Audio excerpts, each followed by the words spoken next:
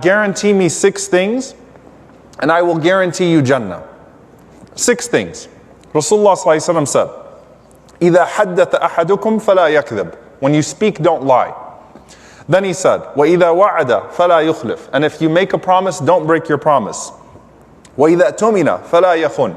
And if you are entrusted with something, don't betray the trust. Basically, 3 traits when it comes to hypocrisy.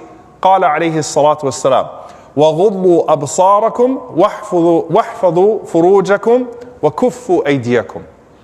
And the Prophet ﷺ said, guard your gaze, your eyesight, and guard your private parts, and guard your hands from hurting people.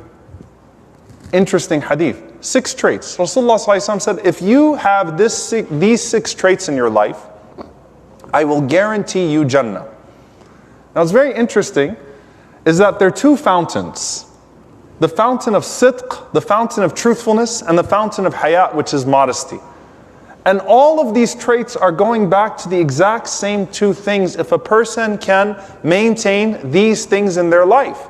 And you know what else the scholars mention? Is Rasulullah ﷺ would never say, I guarantee you Jannah, with something that was not observable. All of these traits are observable. If you're trying to make a serious claim with Allah subhanahu wa ta'ala to enter into Jannah, are you able to actually look through these 6 things and say that I am not guilty of harming in regards to these 6 things?